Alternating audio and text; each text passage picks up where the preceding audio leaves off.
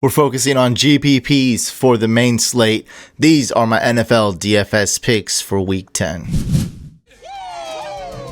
What's going on, fellow Couch fan members and draft duelers? Let's jump right into the picks. The number one quarterback, of course, on everyone's rankings and projections is going to be Lamar Jackson. Highest floor, highest ceiling. He gets you those rushing stats. He can throw the ball to Mark Andrews, Hollywood Brown. Really, they can use any of those tight ends as a receiver. He's really good, but we need some other picks to pivot from, and he's the most expensive guy. And one of my main quarterbacks I'm picking, especially in GPPs, is Patrick Mahomes. KC, the tight end's best pass rusher, is out, defensive tackle. This is slated to be a very high-scoring game, and Patrick Mahomes was just recently hurt. A lot of people are saying maybe you shouldn't rush him back. They have a bye week coming up, week 11. So a little bit worry there with Patrick Mahomes. This is just public perception. I'm not too worried about it. Super high-scoring game, 50 points over under on the lines. I love Patrick Mahomes. He can throw it to Watkins, Tyreek Hill, Kelsey, and of course Andy Reid loves to use the running backs in the passing game. This video is sponsored by Prolytics. Prolytics gives extremely accurate projections to help you win in DFS. On top of all the other tools they offer, one of the reasons I really like Prolytics is because they have the ceiling and floor projections. I really love that. They also have a weekly cheat sheet to keep things stupid, simple, just give you the top picks for DFS, the players to target. They also weed out all the insignificant data, and their AI technologies are constantly learning, crunching the data that really matters, which in turn increases your chances of winning. The site offers tons of tools, including analytics, lineup optimizers, DFS picks, weekly NFL pick'ems if you're into the survivor elimination type of games, and much more. So follow the link below in the description and use promo code COUCH for a free trial. I've been using them for a few weeks and I highly recommend it. Again, just follow the link below in the description and use promo code COUCH to try it out for free. Now back to the picks. Drew Brees has a very high floor for this week going against the Falcons. Terrible defense, really bad against the pass, and Brees is going to light them up. But if the Saints defense plays well, do we really see Brees throwing the ball in the fourth quarter? I don't think so. Maybe not even in the third quarter. This smells like a Latavius Murray type of game. Smells like a Kamara type of game in the first half, and then Latavius in the second half. And that's why I think Winston and Kyler Murray have much higher upsides, but the floor is not as good. So risky is what we like, upside's what we like in GPP. Kyler Murray I actually have ranked as my third highest projected scoring quarterback. He can do it on the ground. He can do it passing the ball. He hasn't been throwing the ball deep lately, but this is the game where we can see him actually throw deep, going against the Buccaneers. Terrible pass defense, pretty good rush defense though. I love Kyler Murray, and Jameis Winston's pretty much in the same boat. It's the same game. Super high scoring game. Will be up tempo. Buccaneers always throw the ball, and the Cardinals defense isn't that good, especially against the pass. I love Godwin. I love Mike Evans. I love them both. And Jameis Winston, his upside is through the roof. Don't see him throwing a lot of picks, but we're not going to rely heavily on that. Like I said, floor's not great, but the ceiling is through the roof. And when I say it's not, I still like the floor. It's just like, if my life depending on a quarterback putting up a decent amount of fantasy points, it would just have to be Drew Brees this week. Like life or death situation. If I needed some kind of floor to step on, I think Drew Brees would give me that support and I'll be able to live. Couple more options. Aaron Rodgers in GPP is a great pick because he's very up and down. We've seen him put up terrible fantasy points like 9, 13, and look at that, 31 against the Eagles, nearly 31 against the Chiefs, 47 against the Raiders, and then just recently only 13 against the Chargers. This is the type of quarterback we like in GPPs. People are scared of him just a little bit because last week he sucked. He's up, he's down. He is a Hall of Famer in my book. I think most people would consider him a Hall of Famer. He's really good, but risky. Don't like him in cash, love him in GPPs, and I don't think he'll be owned that much. And I wanted to give you a couple punts here. And Daniel Jones, this is a great example of high ceiling, low floor. Without Sterling Shepard, without Evan Ingram, his floor is non-existent. He's not a guy I'm gonna really even be picking much. I just don't have any trust in him. If Ingram was active, if Shepard was active, I would love it. But what's cool is that nobody's gonna really be picking him. He will be contrarian, he will be super cheap, and I think we'll have a few good passes this game. I know it's still a lot of confidence, but I did want to just mention him. We wish the Giants were more healthy. Another punt that Daniel Jones isn't really a punt. He's kind of cheap, but this one's a straight up punt here, and that is Ryan Tannehill going against the Chiefs. He'll actually need to throw the ball a lot this game to be able to play catch up going against Mahomes. And even if the off chance that Mahomes gets hurt, Matt Moore has been doing a great job. Chiefs have been putting up a ton of points. So regardless, Tannehill's going to need to throw the ball. He's going to need to outscore Mahomes, and the price is super cheap. I love it. He'll almost guaranteed to return value at only $5,100 in a home game. He's been much better than Mariota. He's actually been a pretty good quarterback in general. For running backs, you may want to consider fading Christian McCaffrey.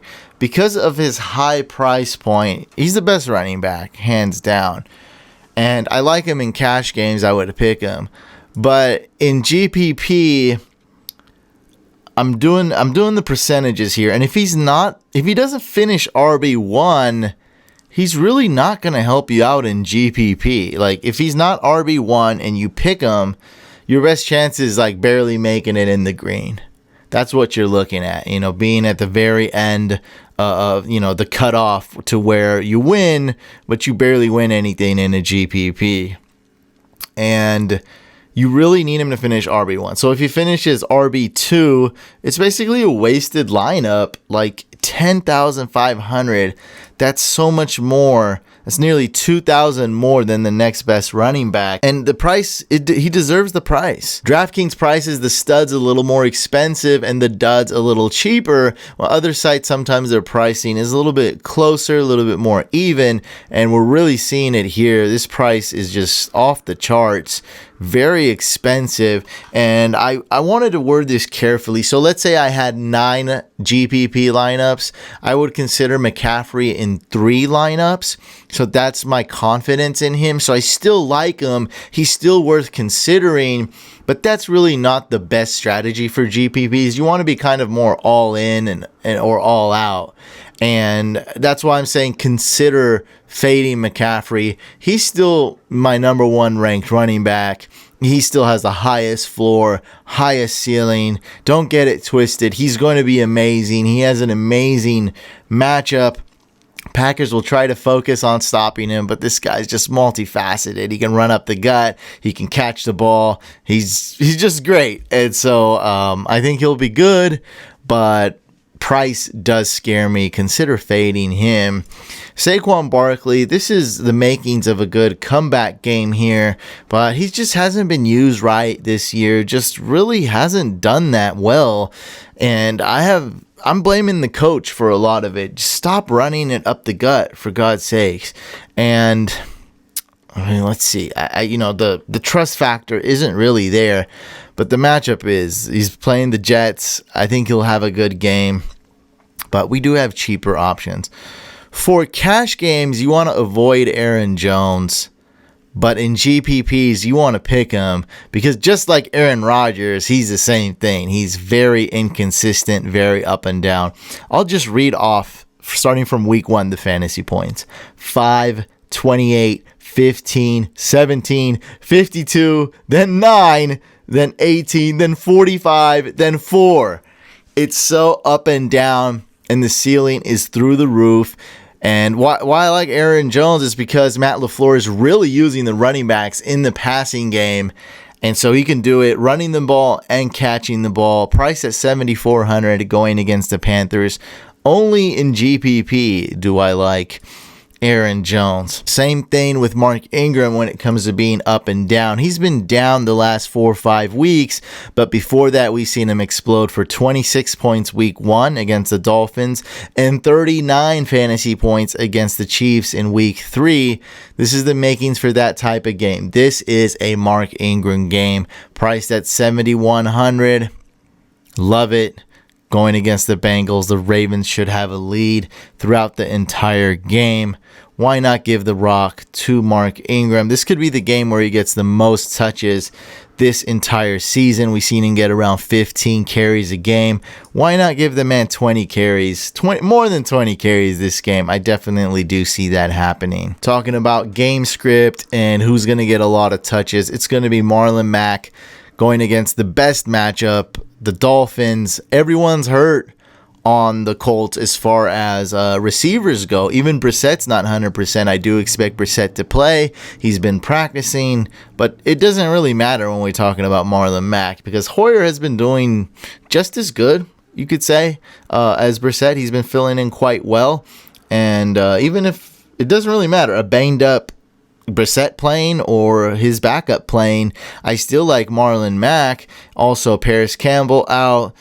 Funchess has been out. And T.Y. Hilton, their number 1 wide receiver, is out. It's going to totally change the game. I think the Dolphins will kind of try to stack the box and stop Marlon Mack, but they're not.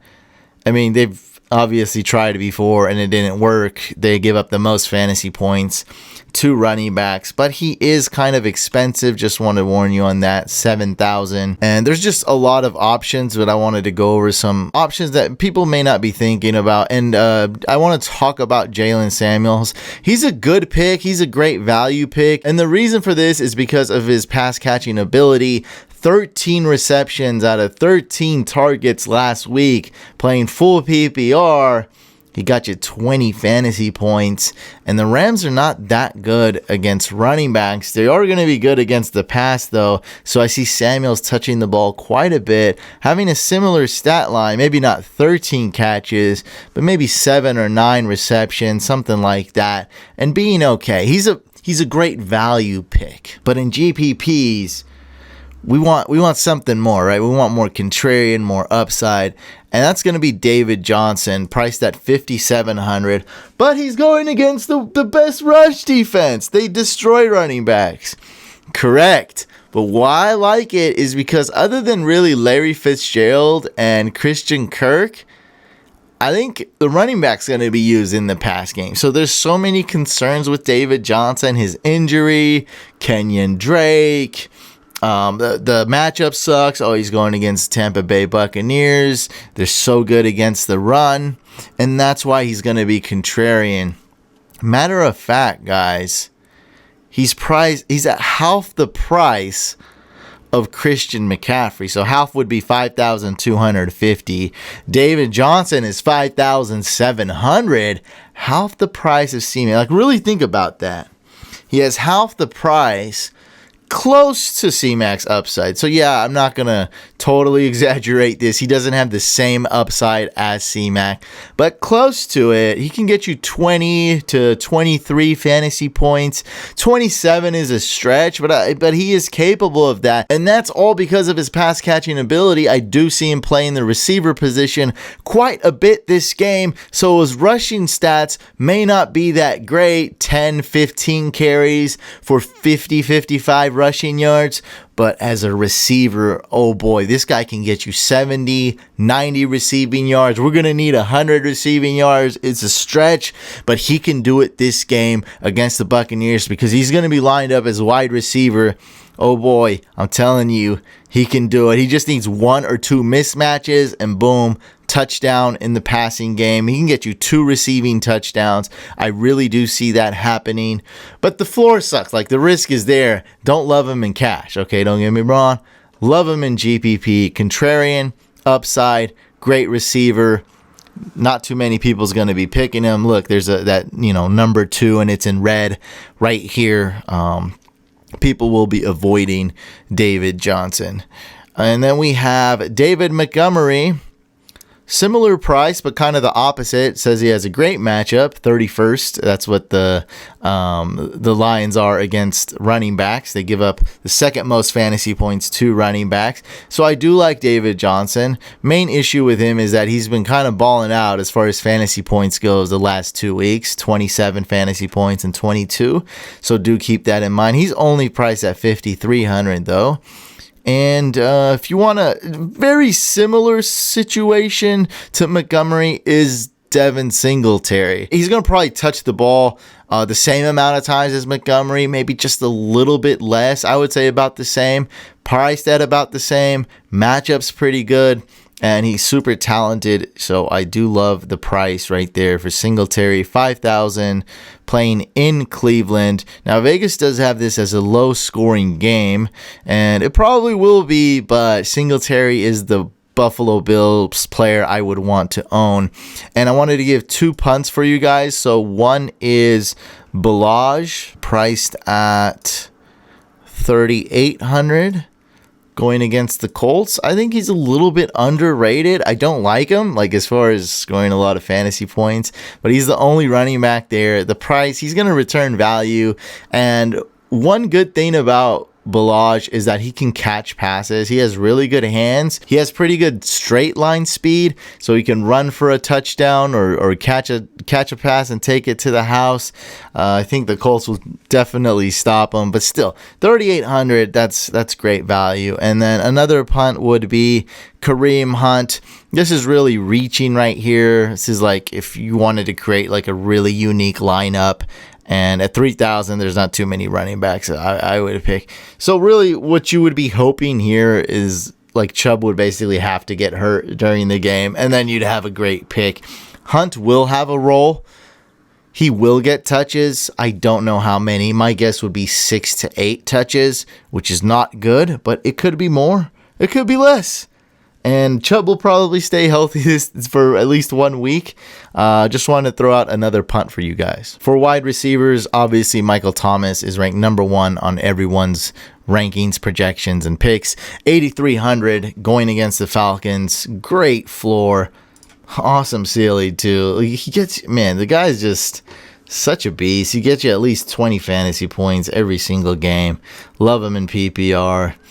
And let's focus on some players that not too many people are going to be talking about, and that's Devontae Adams. He's super cheap. Now, if I came to this conclusion, I think a lot of other people will too. So I do love him in GPP, but because his price is kind of low, he won't be as contrarian. Still, we can't be, I say contrarian so many times on these videos, we can't be contrarian on every pick. And man, I just love it. He hasn't really done much this year. Had one really good game, and I think this is a good matchup for him. He can do it against the Panthers, Aaron Rodgers. So Aaron Rodgers, Devontae Adams, and Aaron Jones. I love those three. They're so inconsistent, so up and down. Ceilings through the roof. Golden Tate is going to get a ton of targets going against the Jets. Sterling Shepard is out. Evan Ingram is out. See him getting at least 10, 11 targets. Probably like 12 or 14 targets. But he's priced at 5,900, right? So it's not the best price. Cheaper options are Calvin Ridley, 5,400. He should be getting a lot of targets going against the Saints. Falcons will be playing catch up. I like Sammy Watkins as purely a pivot from Tyreek Hill. So if you got Patrick Mahomes, maybe you want to have Sammy Watkins instead of Tyreek Hill in a lineup. That's a great way to differentiate yourself. If you're looking for a high floor, we got Jamison Crowder at 5,000. He'll be getting a ton of targets. He has a good matchup against the Giants. Playing in the slot, he should destroy the Giants secondary. Contrarian pick is going to be Jarvis Landry. One way to attack the Bills is through the slot. So if they are concerned with Odell Beckham and they give him a lot of attention, Jarvis Landry should be one-on-one in the slot. I do love this matchup. Floor is not that great, but the ceiling is high if he can somehow get in the end zone. I think not too many people will be picking Jarvis. More people will be picking Devontae Parker, who's $100 cheaper. Preston Williams is out. And I love all three tight ends, wide receivers. So Corey Davis is doubtful. So A.J. Brown is 4,300 in a shootout game. Who else is there? Adam Humphries is 3,500 and Tajay Sharp is 3,100. And we also have Keyshawn Johnson at 3,900. Kind of a dart here. He might have the best matchup as far as Cardinals wide receivers go if the team focuses on trying to stop DJ, Kirk, and Fitzgerald. Keyshawn Johnson might be just wide open, matched up against the worst Tampa Bay corner or worst Tampa Bay DB, maybe second worst Tampa Bay DB, depending on what play it is. And so, yeah, man, super cheap. Not somebody you probably want in a cash game. If you want to save, I guess it's cool. I'd rather have a tight end wide receiver in a cash game. Yeah, that's pretty much it. So yeah, Tajay Sharp is 3,100 though. That's super cheap. If you're looking for a punt, I think this is your guy right here. I wanted to rank my top 3 tight ends as far as fantasy point projections go. So number 1 is Kelsey. If you're in a cash game, I would recommend going cheap or expensive with Kelsey. So I would get Kelsey or just go cheap if in a cash game. So Kelsey, I think, is worth the price with all this uncertainty and injuries and bye weeks. I do like Kelsey, my number 1 tight end. My number 2 tight end is actually Mark Andrews. The matchup is great. He just had a couple bad games, and I think people will be off of him, but this is the bounce back game. He can go off. I do see him easily getting 20 fantasy points. I think he can ball out this game, get back on track. And number 3's got to be Austin Hooper. He will get the targets this game, hands down. No more Mohamed Sanu. So he's decent. Just don't love the matchup. It's just a risky one there. Now, my favorite tight end is probably going to be Jack Doyle, priced at 3,600. He can absolutely ball out. Prolytics projection just says value is off the chain. Going against the Dolphins, Brissett/Hoyer need somebody to throw to, and that's going to be Eric Ebron and Jack Doyle. I do like him, man. I see him getting a touchdown. He can get a ton of receptions, and I like him more with Brissett, I would say. Other options are Jonnu Smith, 3,500 with Delaney Walker out. OJ Howard is a guy I want to talk about, not vouch for, not tell you not to pick him. I think if you're in a GPP that's cheap, so like the entry is like $3 or less, sometimes, 25 cents or $1. So like $4 or less, I think everyone's going to go and pick OJ Howard because you're like, well, whatever. Like he's got a great matchup.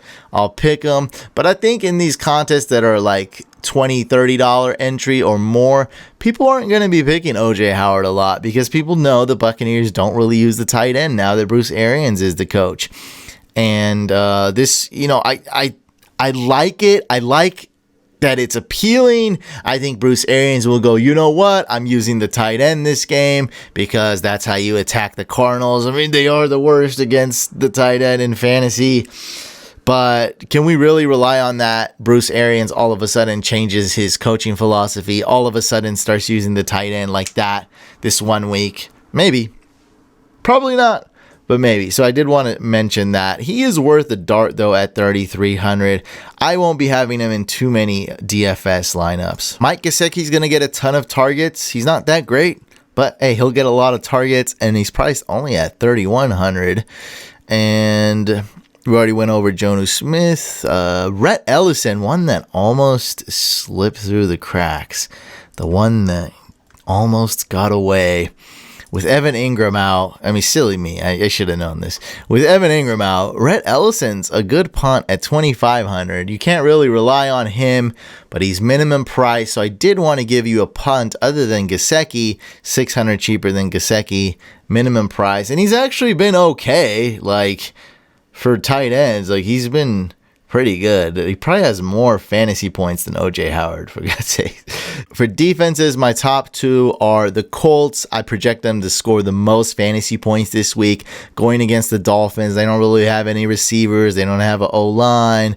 They don't have any running backs. It's pretty bad. And my number 2 defense is the Ravens. That's why I'm avoiding the Ravens in most of my lineups, because they're $500 more expensive than the Colts. Now, the difference between them is minimal. Like, they're both, it's almost a tie. I just like the Colts more because you can save $500 and that'll get you a much better player. $500 is a lot when it comes to the salary. Some other options, though, if you do want to consider. Well, actually, I'm going to go over my favorite one. Actually, yeah, the Browns are $2,500 going against the Bills. Vegas has Cleveland winning by 3 in a low-scoring game. I don't trust this pick. I don't trust the Browns D, but at this price range, you won't find anything remotely better. I really do like the Browns D because of their price. Good rotational piece, and because defenses and tight ends are the ones that are hardest to predict. You do want to rotate those in. Like, you got Jonnu Smith. Maybe you put in, OJ Howard ones or Doyle ones. You know what I mean? It's just so tough to predict, and that's why I might have the Browns in a couple lineups, because they're going to help me pick other players. I mean, look, the Dolphins are dang near the same price here. We have the Chiefs D going against the Titans. They're $2,700. Don't like them too much, but just want to give you guys some other options. We have the Bills D at $2,900 going against the Browns. Hey, I think the Bills will win, and I think the Bills D will outscore the Browns D, but they are $400 more than the Browns defense. What else we have? Lions are okay going against the Bears. Rams D's actually, I think, will be a top 3 defense this week. Jalen Ramsey has changed this team, and I think they'll stop the pass. And so once this game gets slowly out of hand, and Juju Smith-Schuster is also questionable, James Conner is out, Benny Snell is out, it just has all the writings to be a messy game. A lot could go wrong for the Steelers. We also have the Bears D. Not so bad. I don't really trust them going against the Lions.